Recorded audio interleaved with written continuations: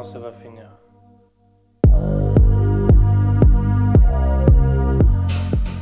La galette des rois, je crois qu'il s'appelait. J'ai enregistré ça chez French Fries justement. C'était mon premier morceau, enfin c'était même pas un morceau, c'était un bout de texte quoi.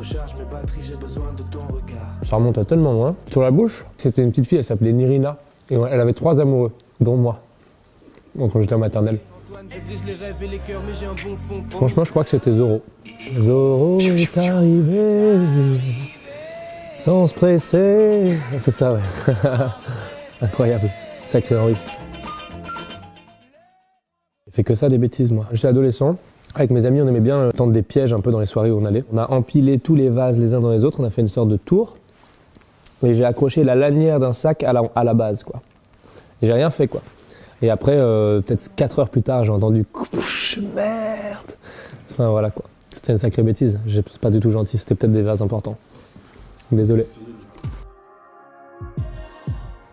Plongeur en Corse, peut-être, mon premier vrai taf. J'étais pas du tout parti pour travailler, en plus. J'étais parti pour être en vacances. À un moment, j'avais plus d'argent. Et le camping avait besoin d'un plongeur. Et j'ai fini mes vacances à la plonge.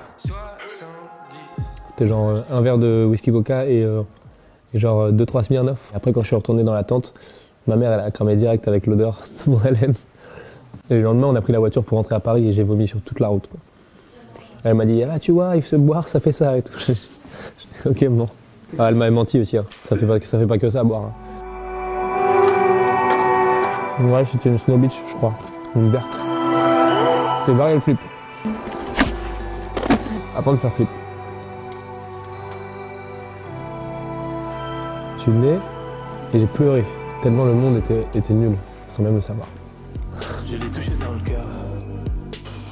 Je sais pas, j'en ai eu plein, moi j'étais amoureux de toutes les filles un peu. Je voudrais surtout pas qu'une fille se reconnaisse et prenne la confiance. En Australie. Je suis parti 4 mois. J'ai besoin de faire une pause dans la musique à ce moment-là. J'en pouvais plus, j'avais pas encore sorti Majesté, et du coup c'était cool, j'ai kiffé. J'arrivais pas à sortir avec la fille que je voulais. Donc du coup j'ai voulu coucher avec une fille. Mais cette fille-là, au moment où c'était devenu possible, j'ai cru que je pouvais sortir avec la première. Donc du coup, j'ai un peu bâché celle-là. La première m'a bâché. Du coup, celle-là a dit « Oh, je suis pas ta deuxième ». Elle m'a bâché aussi. Et là, je suis allé le faire avec la première qui est venue, quoi. C'était vraiment nul. On profite jamais de ce qu'on a. Et toute la nuit avec mes potes, on avait vers 11 ans. C'est vrai, c'était jeune, hein. J'avais vraiment 11 ans. On partait skater dans Paris la nuit, quoi. On faisait le mur, quoi. Et on buvait de l'alcool, c'était quand même super jeune. Je m'en rendais pas compte.